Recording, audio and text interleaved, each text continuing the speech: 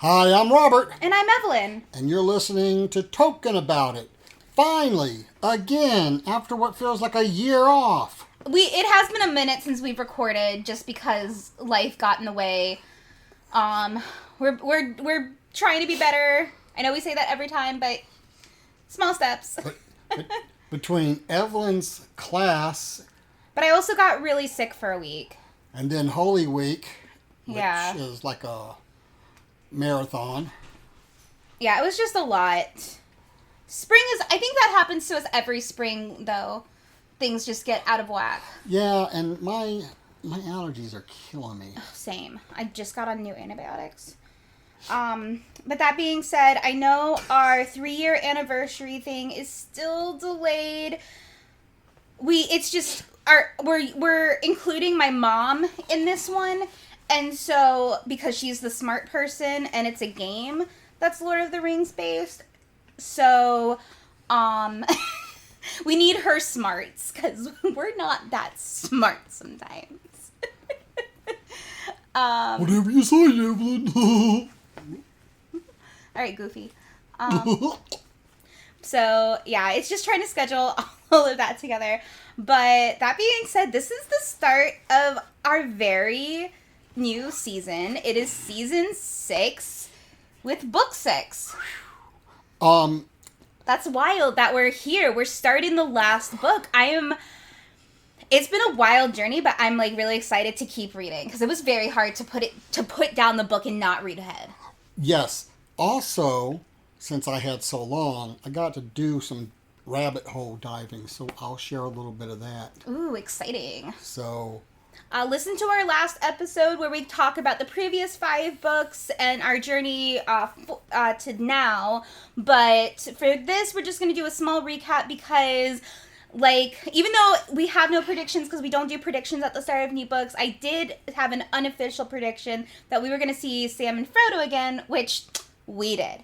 So it's been a while since we've seen Sam and Frodo. So the last that we saw them is they were traveling to Mordor with Gollum / Smeagol. They ran into Faramir. And got a little bit of information from him. They continue journeying, and then they meet the creepiest spider ever, Shelob. Because she's got human-like eyes. Yes, that is terrifying. That's just a terrifying image. Yes. I like spiders, but that's just weird. That would unsettle me if I saw it, and I'm kind of not looking forward to seeing it in the movie. Anyway, That's why we didn't watch the movie for this one yet. Yeah, which, again, I honestly don't think I've ever seen it. Okay. I really don't think I've ever seen it. Anyway, because I think the second one freaked me out so much as a kid.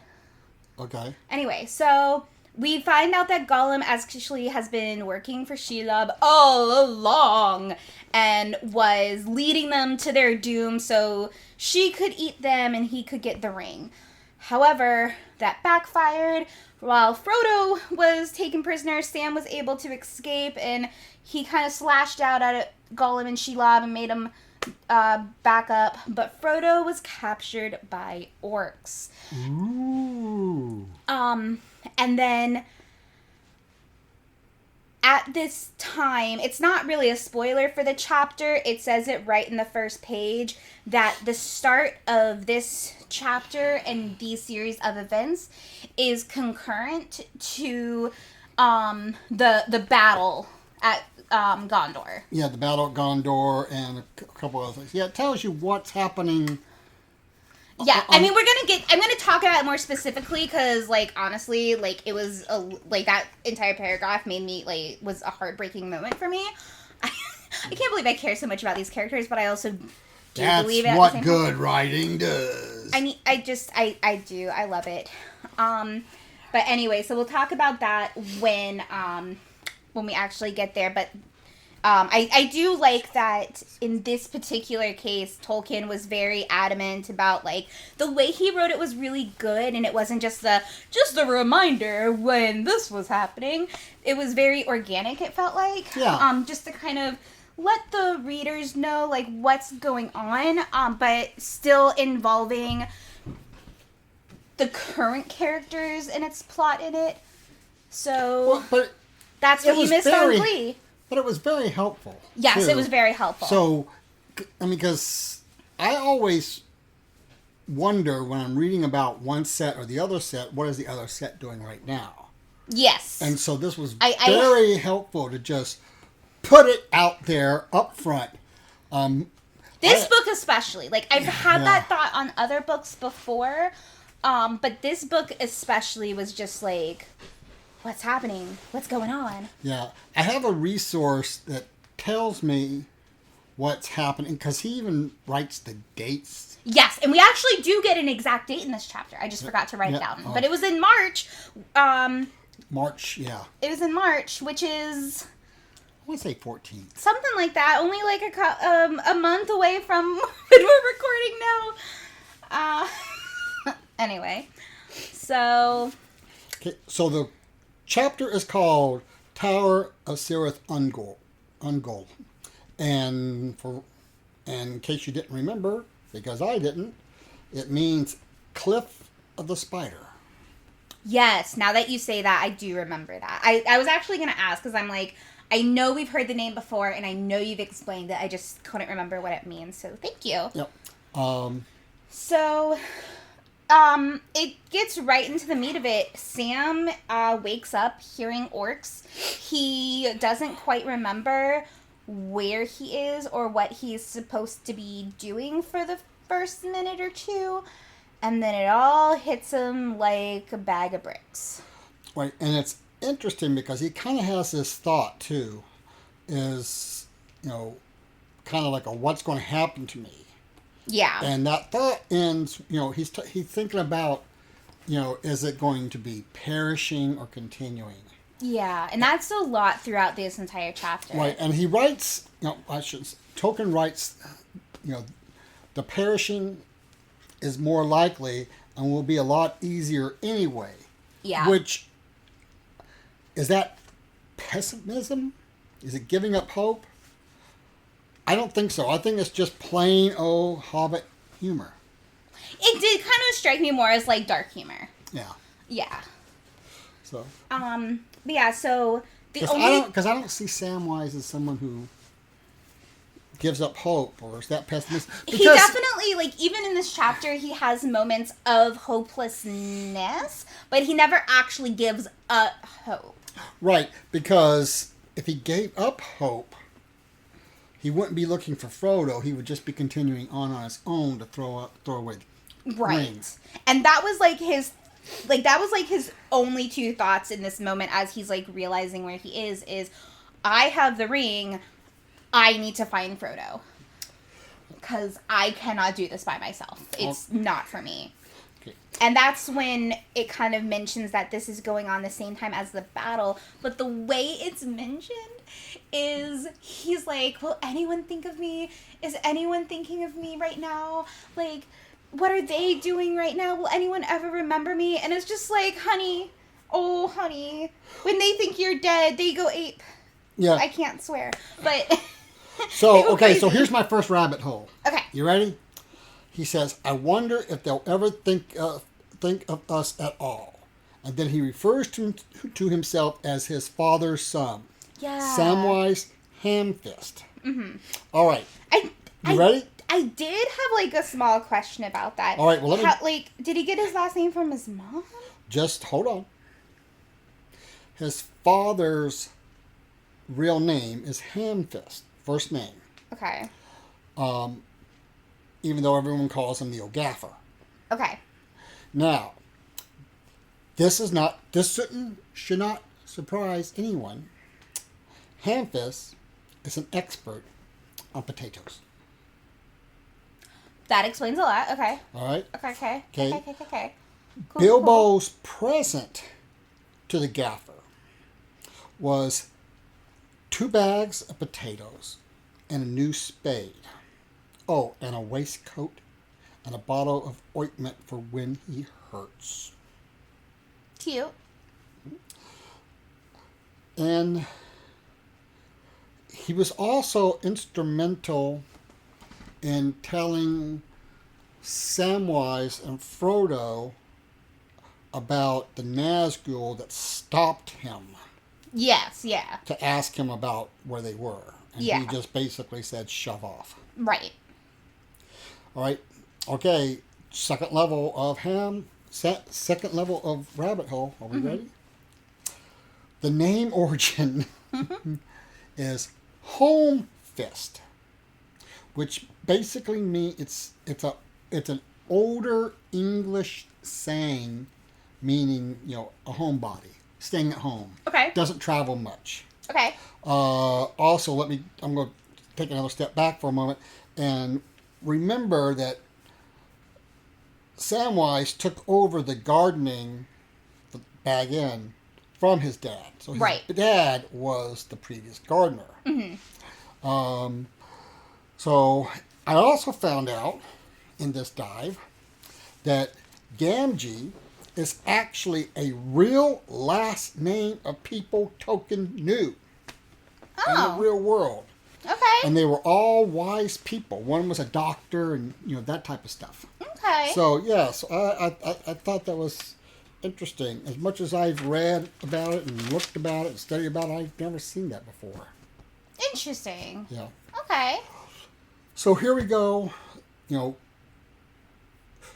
Will Samwise finish the quest himself despite the fear and loneliness? He chooses to go on, as you mentioned earlier. Yeah. Yeah, so then he does something that both kind of surprised me but also didn't surprise me, where he puts on the ring. Okay, but yeah. So, but I also, before that, remember that neither he or Frodo had much hope in surviving this ordeal. Right, yeah. But understood it as a duty they dedicated themselves to, even if it meant death in trying. Yes. And they were truly one-minded that they were to finish the quest. Yes. Yeah. So now, so he's not quite in Mordor yet, but he decides to put on the ring, and I don't really know how I feel about it. I mean, on one hand, I don't know. I guess it came across more as a necessity than curiosity, but it just, from everything that we know about Frodo putting on the ring and being so visible to Sauron and the Nazgul and everything, I would think that he would tell Sam that, and Sam would be more reluctant to put it on. I mean, like I said, it's it does kind of seem like it's more of a necessity than anything, but it just, I don't know. Okay, so we need to be mindful that Samwise also may have understood more in his heart than Frodo. Frodo understood in his mind that the job still needed to get done, and that Frodo was fighting a mental battle to keep going, whereas Sam's heart is in it. Okay. And that's why he keeps going. Yeah. But as you were mentioning, so the Eye of Mordor. So which is mentioned in this chapter, but not the last one, like I predicted. But that was so long ago, nobody remembers, even me. I remember. Dig. The North remembers. So, but this magical darkness around the area, even he can't see through it. Yes, yeah. Which, I mean, we didn't know that until now. Which is kind of interesting. And then right when Sam's about ready to head off by himself, he hears Frodo being tortured. Yeah. And the two orcs fighting, which he would not have heard if he didn't have on his ring. Okay. So, I mean, okay. And it's interesting because it talks more about, and it increases the level of Sam's hearing, not necessarily the sight like Frodo gets. Gotcha. Okay. I didn't catch that, but that makes a lot of sense now. But it also might not be that he didn't have the sight. If Sauron cannot see him in the darkness, maybe he can't see through the darkness when he has his ring on. Okay. So, okay. I'm of two minds of that. Gotcha. But yeah, Sam really doesn't want to cross into Mordor, and it really is the sound of Frodo being tortured and the orcs fighting that gives him. It says it gives him a small sense of hope because it means Frodo's alive. Right, and then, so this is about when Sam decides to put the ring on, and he still sees the ring as a useful tool and not something of malice. And that might also be why he could, when he's ready to take it off, he can take it off. Yeah. Because and it mentions that, the mountain of fire, or Druin, which means burning mountain, is calling to the ring. As the ring gets closer to where it was made, it starts getting stronger. I do have something quickly before that. Okay. So as Sam crosses into Mordor and sees, how's that pronounced? Cirith Ungol? Is that close? Okay.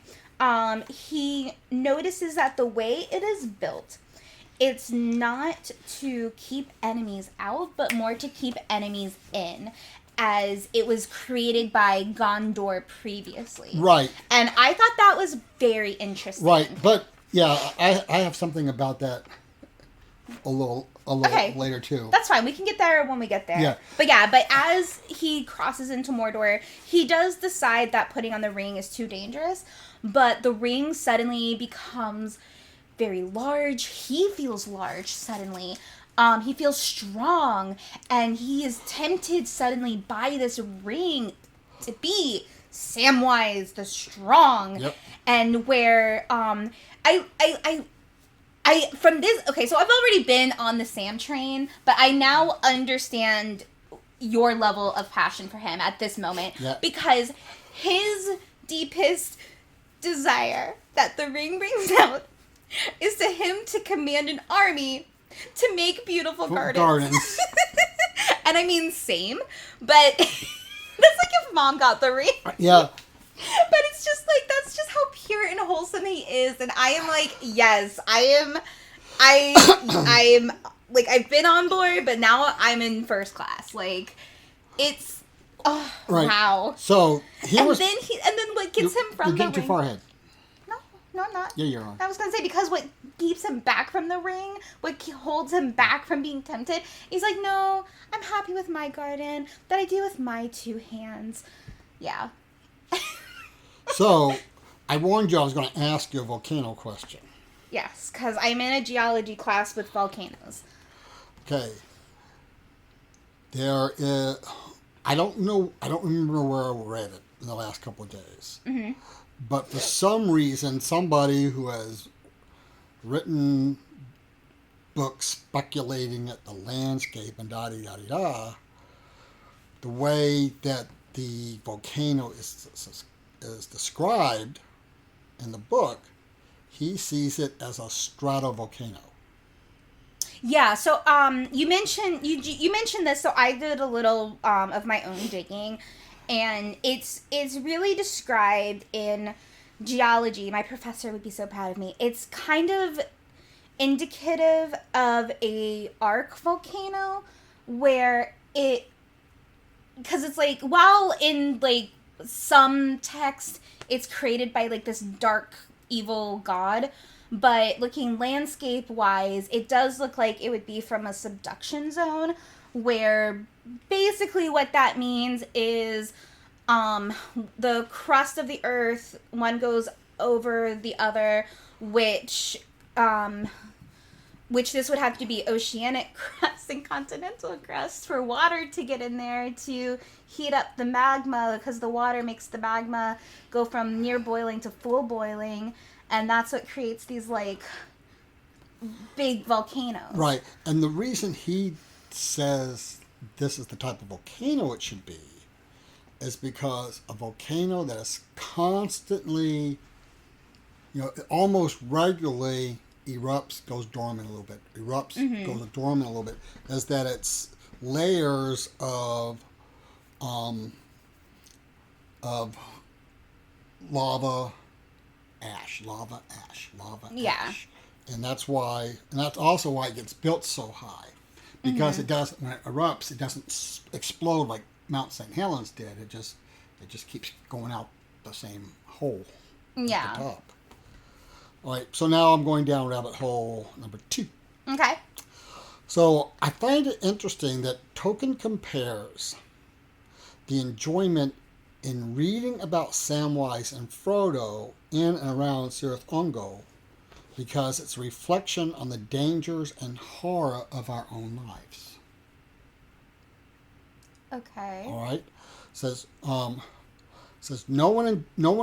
I don't remember if this is a quote or not because I didn't put quotes around it, but I think it's a quote. No one enjoys a story without conflict, except the person living it.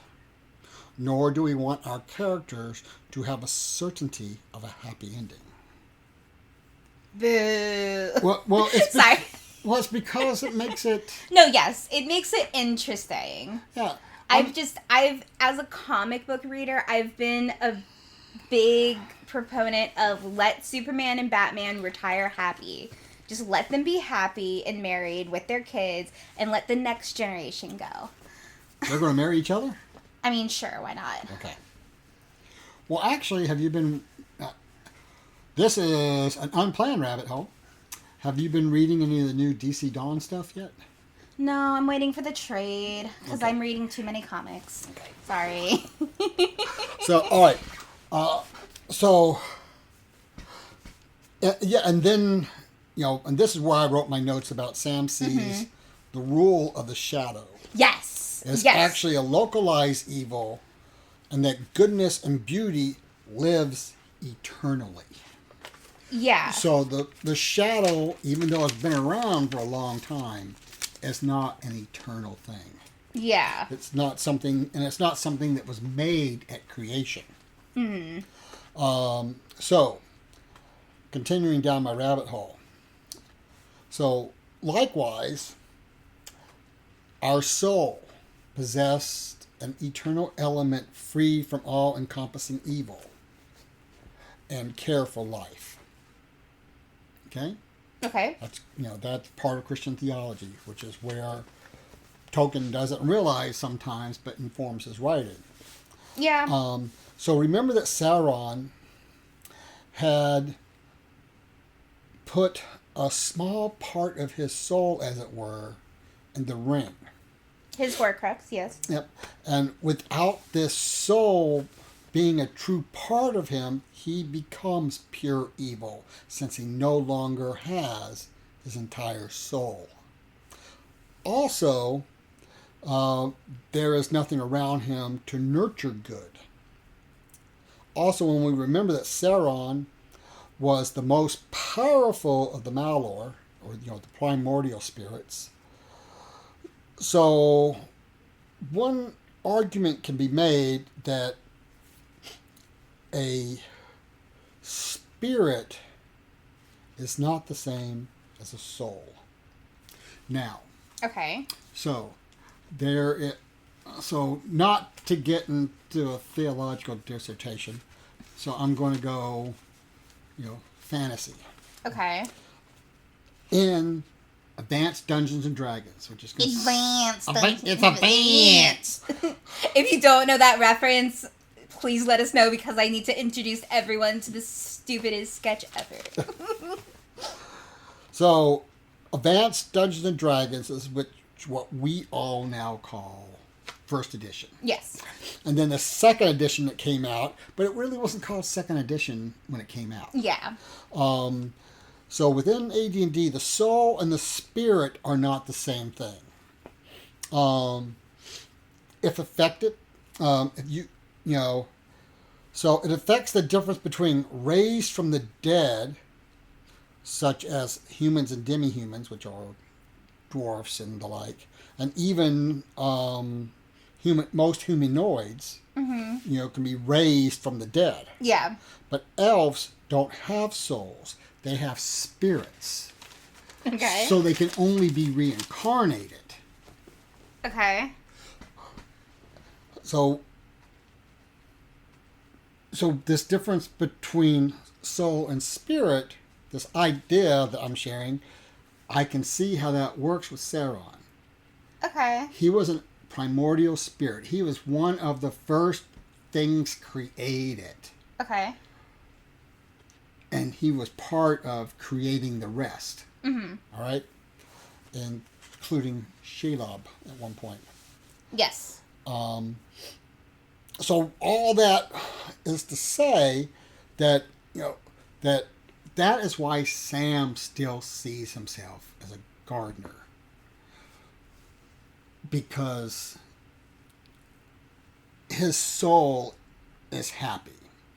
Okay. Even with all the crap going around him, even with fearing the death of his friends and his loved ones, and wondering if they even think about him anymore, he still has a soul. And that's what makes him who he is. Okay. And that's what makes him the opposite of Sauron, who gave away his soul to a ring. Gotcha. Okay. So, question. In the 10th grade, I gave away 1/10 of my soul for a Jolly Rancher.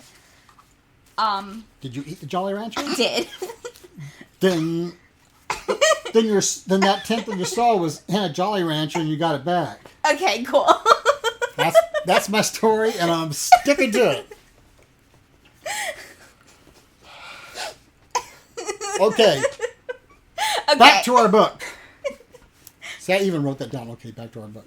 Amazing. So anyway, yeah. So Sam kind of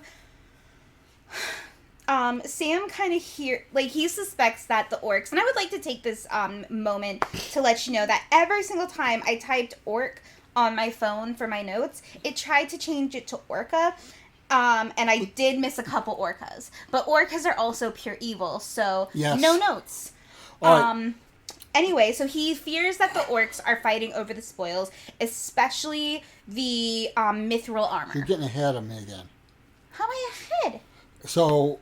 Okay, what do you have? All right, so I really enjoyed reading this part about, Sam's realization that the stronghold was not built to keep enemies out, but to keep them in. Right. All right. I completely forgot about that. And many times I read that, I must not have picked up on it strong enough for it to stick with me. But to keep them in, that meant it was a work of Gondor. Yes. But at one point, they left it unguarded. And later on the strength of Gondor failed. I have no idea what that means. I read this in a footnote of my annotative version. Do we have any other sources that kind of talk about the previous ages where Gondor was in control of this area? Or is that something that he never got around to? Well, it mentions when they start withdrawing and so forth. Mm-hmm. But it doesn't really say what was going on. My interpretation is that there's an internal fighting. Okay. But I also... Because men ruin everything, but okay. But I also thought maybe it might be in some of the other tales. Okay, so we'll see. Because a lot of tales, Christopher edited and published after J.R.R. was dead. After Jack was dead. So... Yeah, so there still could be something out there we just haven't gotten to yet, is probably what we'll have to do and see. But as you said earlier about Sam seeing himself as this, Sam the strong, pump you up.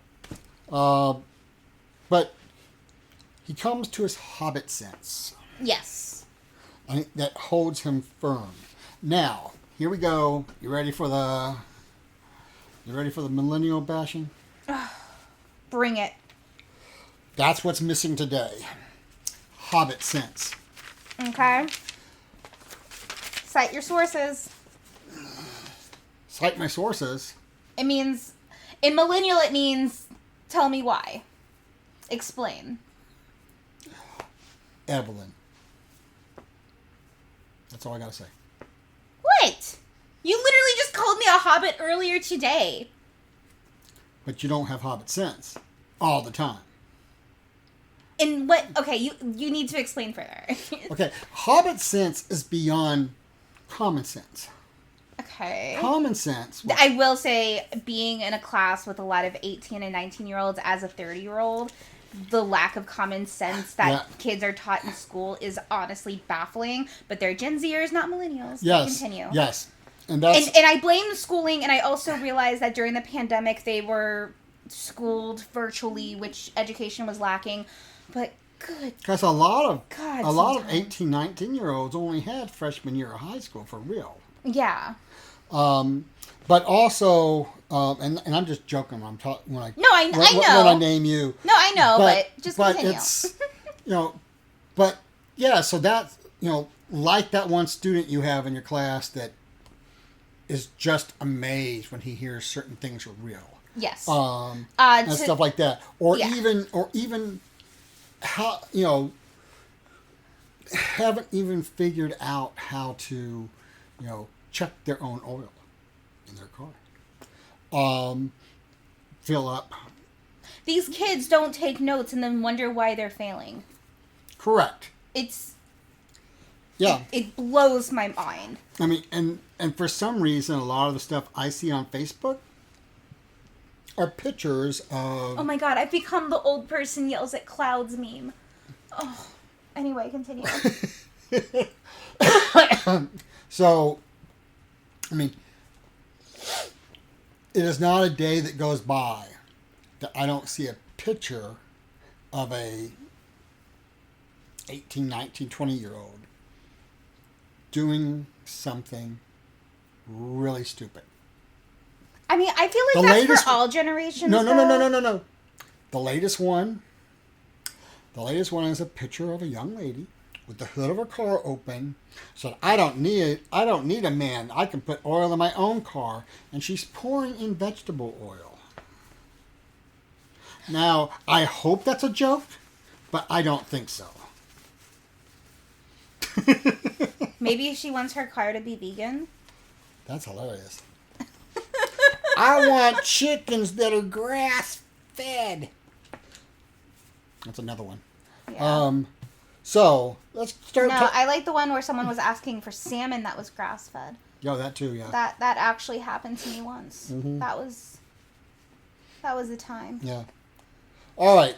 But that was a grown man. So, let's talk about Frodo. Sam starts thinking about Frodo, so he runs through the gate. Yes. And this is what's so cool, too. I had forgotten about this part. Mm-hmm. That, because I know another part is coming up, and I'm waiting for it. Okay. And I didn't think about this part, where the two Watchers... Yes. And they look... It was so creepy, the way they're described. Yeah. They look like they're half vulture, half humanoid. Basically. It gave me Dark Crystal vibes, and I'm not here for it. But for some reason, Sam, with his Hobbit sense, thinks, hey, maybe this light that Galadriel gave me can help. Well, first he tries to go through, and he can't get past these shadows. Right. And that's it's almost like bumping into a raw wall. Right. And now, okay, it's been a minute since we've talked about the light. Can you please remind me what it was? Okay. Because I know it was something important. It's the light from one of the first stars of creation. Okay. Off the top of my head, I can't tell you the name or anything. Okay. But he takes this light out that that Galadriel. I keep wanting to say Gabriel. I don't know why. Galadriel. Because I mean parallels, but Galadriel gave them, mm-hmm. and then he shoves his way through whatever barrier's there, and the loud shriek goes up, and a harsh bell begins to ring, and he sees the old shields. I mean, the banners. You know, the one with the red eye, and then one with like the moon with a face of death. Yeah, a moon with like a creepy face, and all I can think of is the moon emoji. But I was gonna ask about that too. That I don't recall having come across before. Yeah, so it's two different factions. I figured it was two different factions Just of orcs. I remember the white hand. Just I don't recall the moon. Yeah. So the red eye are those orcs who are basically immediately adjacent to Sauron. Okay. There's arguments about how orcs came about. I like the movie version of them coming out of like these grotesque eggs, mud things. That's fun. But that also fits with the idea that orcs are elves that were corrupted. I will say there was something a little later in the book that I found really interesting. I didn't think of it at the time, but now that you've mentioned this, I wish I would have written it down. But it was something along the lines of the shadows that mock, or like that, the shadows that mock the orcs could not feed them. That it couldn't make anything, only corrupt. Right. And that kind of leads to that thought that they were corrupted elves. Right. But these shields and these banners are laying with all these dead orcs. Yeah, well, before that, Sam hears the bells. He's like, well, they think I'm here. All right, he takes out Sting and with his cloak just goes, I'm an elf warrior. Ah, fear me. And I cracked up. Oh, because this was like before the dead orcs thing. So I was just like, oh God, you're in so much trouble, babes. But... like, I was just like, you are absolutely Bilbo Bagginsing this. But even, but it's the thought that Frodo might be dead or being tortured that causes Sam not to look out for himself, not to take and run away from the task. Right, but to go to help Frodo. Which is so unlike so many fantasy stories you read today, where someone ran away from the enemies thinking their friend, their companion, or a sibling was dead, which usually turns out to be they're not, and they become a vengeful enemy. Yeah. So this is... Vox Machina does it really well in the show. Yeah. Yeah, Vox Machina has... Oh, I was shocked. I still haven't seen the season 2. Oh, man. Okay, so... Anyway. But I love, like you said, it goes, the Elven Warrior is loose. Yeah, it's like from like It's Sunny in Philadelphia, where like Charlie just jumps out at like this gang of people and like, I'm crazy. Except in his case, he actually is crazy. But and there's death. Dude. There's death all around him. So this is where you asked a question earlier. I'm going to skip. You still didn't tell me what the moon was. Or do we have to talk about that later? Because you don't know. Yeah, I don't recall. And we'll figure out the moon later. And I looked later. it up. I want to say that it's the, it's like a tribe of orcs that had not stayed in Mordor. Okay. Like, so now remember in The Hobbit, well, we haven't really talked about The Hobbit much, but in The Hobbit, the enemies that they're being chased by are quote unquote goblins. But we're kind of told that goblins are just a name for this brand of orc. Okay, so I just Googled it and Reddit apparently both answered it, but not answered it well, saying that the Minas Ithil or Minas Morgul used to be called Minas Ithil Tower of the Moon, and it's a corrupted moon, and it's kind of implied that's just where those orcs were. Yep. Okay, I was too scared to to Google it because I didn't want spoilers, but I feel like that worked. Yeah. Oh my god, I looked up something and got it and found an answer. So. I usually don't because I'm afraid of spoilers, not because I'm lazy. So. That's just a bonus. I had a small giggle at a point. Okay. Because even, the last time that we saw Sam's word for people he doesn't like is usually rat. Yes. Yeah. And he calls them rats a lot in this chapter. And then I giggled when I remember the name of the one orc whose name is Shagrat. Mm. So that's... Very apt. Yep. Okay, so Tarks. Yeah, so basically what happens is well, it's a curse word that Shagrat uses. We're not at Tark yet. Okay, I am. Oh, I have some other stuff. Okay. Yeah, so before he listens in and hears the conversation, he does find a living orc that seems to be kind of like sneaking around to see if there is anybody and what's going on. And this littler orc sees him, but because he's in this cloak with the sting and just with sting out, and holding his chest like he's holding something evil. Right? Yeah, the orc does it's my favorite henchman move where it's the nope, I'm okay, I'm leaving. Yep. Like the most iconic one being in Iron Man 3, but in Iron Man 3 when the henchman's like, they don't pay me enough for this and just leaves. Best moment of that movie. Okay. But anyway, he's just like nopes out of there. And Sam uses it again. It's like, that's right, I'm a crazy elf warrior. I just am imagining him like Charlie Day for some reason.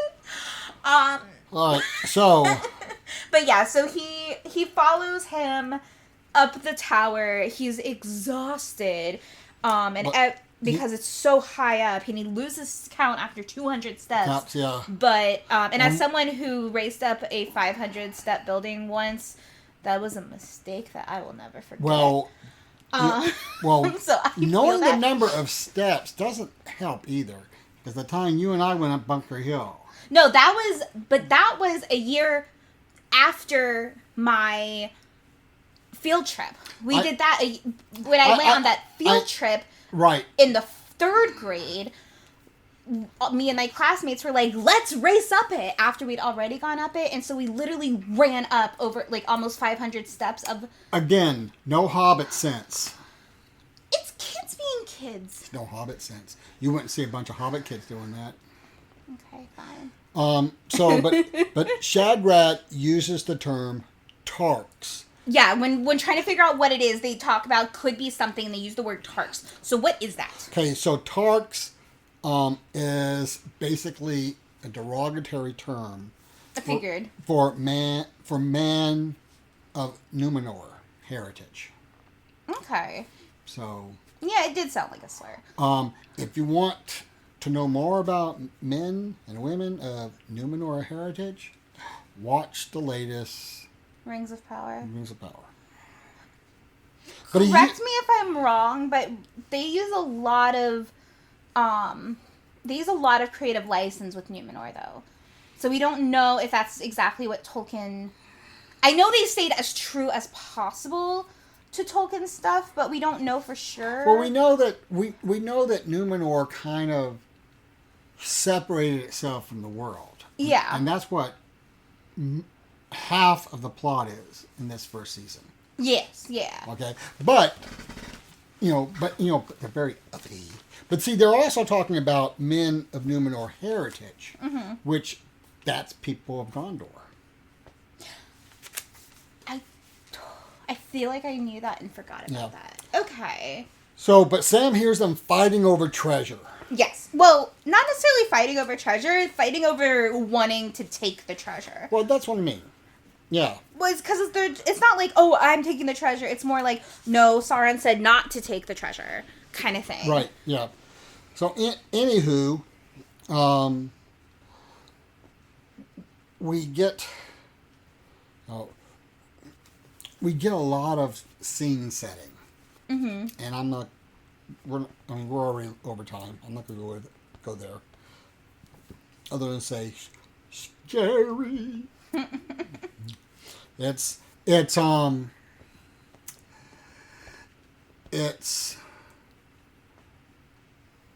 Lioness fainting in the pumpkin patch when he sees Snoopy dressed up as a World War I pilot pop up from behind a pumpkin, and Linus thinks it's the Great Pumpkin.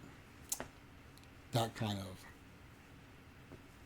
scared him silly, and he fainted. Anyway, so eventually, Sam has been up and down the stairs trying to figure out how to get to where he's got to get to. Yeah, and then, he sees like the orc, like the boss man tells the other orc is just like, you got to go warn people or I'm gonna eat you, and then like one of the supposedly dead orcs tries to stab him, but he's just like, haha, I get to finish the job again, and just like stabs. And Sam's like, I gotta find Frodo and get out of here. So... But we also know, I can't say we also know. I know, and we later find out that one of the orcs that ran out had Frodo's shirt. Yes. Yeah. Which is very important later on. Oh, okay. So Sam just finally decides to sit down on the stairs low enough where he can't be seen from the doorway to sing a song. Yeah, he tries to go up as far as he can, but then he comes to a dead end, and he's so overcome with grief that he just starts... And weariness that he can't help but to just start singing. And what I thought was really interesting was the singing about... He kind of like was doing like old Hobbit songs and old kind of rhymes from Bilbo. Yeah, because the words that I wrote down say here, again, finally a flippin' song. Yeah, I did say that. Yeah, like I thought that was very interesting. Like, yeah, it's like we have a song after all this time. I know, and then it's like in the most inappropriate place. It really is. But it's a song. It's a song to lift Sam's spirits. And he's got a point that, I don't think it's necessarily to lift his spirits. I think it has the unintended effect of lifting his spirits. No, because it's so Hobbit. I think he just starts doing it from like grief and despair. He just kind of blurts it out. I think he's singing it to remind himself what he's fighting for. I see it as like, well, I'm gonna die. Because might as well die doing what I'm loved. Because it's about what he's singing about is the Shire and all the beautiful things in the world. Yeah, to me it's like lamenting. Right, and it's and the ending words are, "I will not say the day is done, nor bid the stars farewell." Mm-hmm. But as he's singing, he starts to hear a response, which I loved. Yeah. Because he's just like, what am I hearing? What's going on? Yeah. And at some point, I think it's Frodo. Yeah. Okay, so he finds Frodo. Mm-hmm. I'm not going to do any spoilers about how he finds Frodo and what he has to do to get to Frodo, because what's important to know is that. I mean, despite everything. So I think it's actually important how he finds Frodo. So because he hears this thing, he's like, okay, he's got to be close, but the goblin comes up because he thinks it's Frodo making the noise, and that's when he brings a ladder with the trap door, and so Sam singing actually saves the day. All right, so this goes to the idea where in a letter I wasn't going to talk about this here, but there's a letter that Tolkien had written to somebody about, somebody had asked him about intentional Christian themes. Mm-hmm. He said, well, there's nothing intentional Christian, but being Christian, it's going to come out. Yeah. And also, thinking, and also if you think about it, God foresaw Frodo having to carry the ring. God foresaw Samwise having to be on the journey of Frodo. Mm-hmm. God foresaw, so what's happening is prayers being answered, but just not in the way you predict. Yeah. So,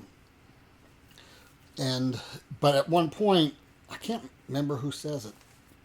I think it's Frodo who says only elves can escape out of Middle Earth. And what he's talking about is that elves can get on the boats and go to the Grey Havens. Okay. All right. They have the choice not to die in Middle Earth. Yeah. So, but Frodo's happy to see Sam, and Sam's happy to see Frodo, and Frodo's like, is this a dream? And Sam, and he's just like, oh, my dreams have been really bad. And Sam's like, unfortunately, those were real. But fortunately, this one is also real. Yeah, right, yeah. But then Frodo's reaction to Sam having the ring. Yes. But something I thought about this time that I can't remember thinking previous times I read the book. Mm-hmm. As I wonder why Frodo, who was so connected to the ring, didn't feel its presence. I mean, when because one of the orcs that ran away, part of the reason why he ran away was because he felt that presence. Maybe it's because, we know the ring is basically sentient at this point. Maybe it knows what Frodo and Sam's mission is, and so maybe it's trying not to go back to Frodo because the ring has the sense that Frodo can resist it long enough to actually complete this mission. I don't think that's true, because it hasn't... I think... But that's also kind of why there's also, the reason I think Frodo reacts so strongly is he was rid of the ring for so long, but in a way he does sense it, and the second the ring is back on his mind, he's like, you have it, and he freaks out. He's like, you thief, I need it, it's mine. And it's like that thing where it's when you go a little bit without something, the effects are even stronger when you get it back, with caffeine or sugar or gluten. Well, but see, I also think it's in there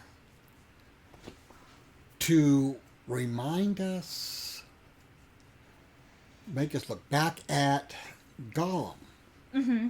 And it's interesting because, at one time when Frodo is, excusing Gollum for certain things, telling Sam was he can't help it. Mm. So that was kind of a foreshadowing of this. Or I guess maybe he kind of knew that it's he might become that way too. Right. Also, so you're talking about evil. Tolkien talks about, how people are not inherently evil. How people,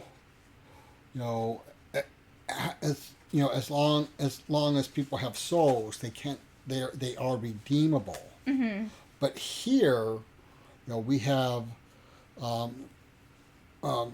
Samwise saying, by cursing at the about the orcs as much as he would curse Jiminy Cricket. He says the shadow that bred them. Yes, this was what I was talking about. Yeah, and again, it's hinted... The shadow that bred them could only mock them, it could not... That's what it was. Yeah, right.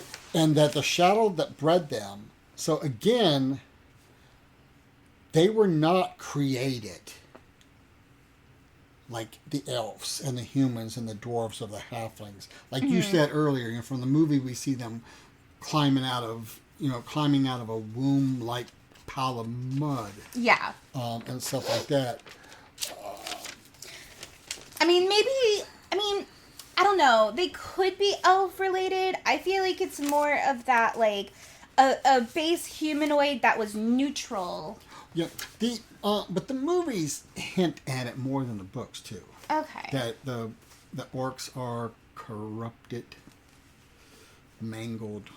Well, just the way that their culture is, with the way that they eat and the cannibalism, and then the way that they're like those potions, because it's like they give a potion to Frodo too. I wrote that in my notes. Like it's the potion they gave Merry and Pippin.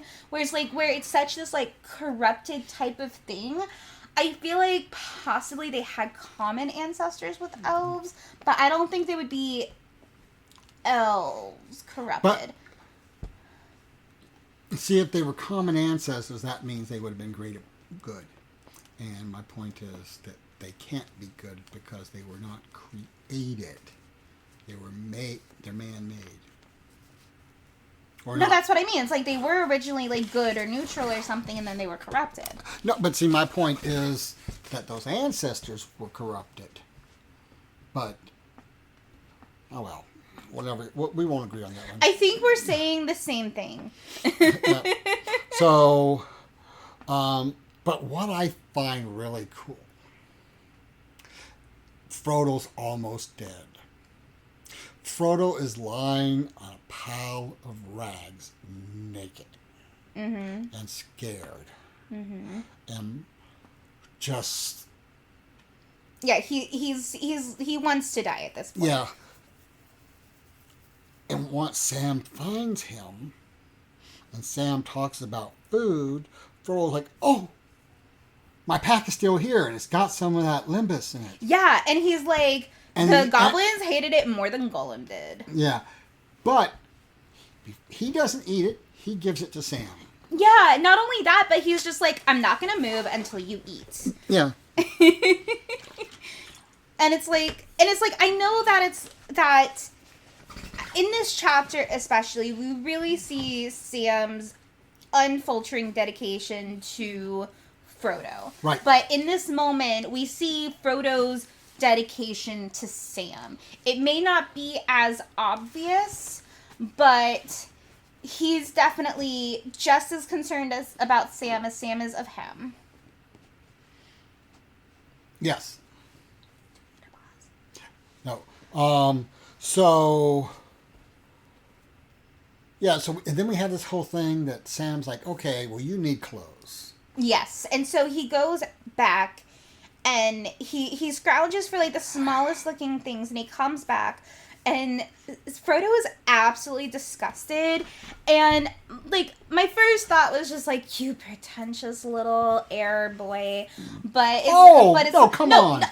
Excuse me. I said my first thought was, but then as the description continued, I'm like, "Oh yeah, that actually looks really uncomfortable." They didn't even have to describe it for me. My choice is between being naked and wearing something that an orc has been wearing all his fucking life. We did it, folks! We had our first swear slip. And it took us, 3 years? So it is edited out, but continue. Say it again, but better. I'll say it better. And it wasn't me. I know. And I'm the sailor of the family. So anyway, I would not want to put on something that an orc has been wearing his whole friggin' life. It does sound like it's so many different things. Like the clothes itself sounds uncomfortable, and then the fact that don't it's like bathe. Yeah, exactly. It's just, oh my god. I think I'd just go naked. And their blood and because they're all dead, it's bloody and sweaty and gross. I go naked. Yep. Screw it. Yep. And but so Sam finds clothes for the two of them. But you know what? Sam doesn't really find clothes for himself. Yeah. He just finds a cloak to cover himself. He looks at Frodo and goes, "I ain't wearing that." I know. And Frodo's hilarious. He's like, "Oh, you don't want to match me?" And Sam's like, "No, No, I don't. And that was just like, I thought that was just a really sweet, fun moment between them where they can still have some sort of humor in this dire situation because they now have each other back. So they leave, and as they're leaving, they get stopped by the Watchers again. Yeah. But at this time, Sam takes out the light. And not only does he take out the light, he holds it up and he swears by what's his name. Yeah, they start singing the like an elf thing that, and I totally forgot about this. The elves that they met all the way in book 1, when they started saying stuff that like freaked out the Nazgul to scare them away, is what they started repeating. Right, and then, so by what they're singing about and who they're singing about, and putting that light up there for the world to see. No Christian symbolism there at all. The arch falls. So it completely breaks whatever is inside of those Watchers. Mm-hmm. And not only that, it gives you a hint that this whole place is so full of evil. Even the structure itself falls down when confronted with pure good. Yeah? And that's my final word. So, what's the name of the next chapter? That's a great question, Dad.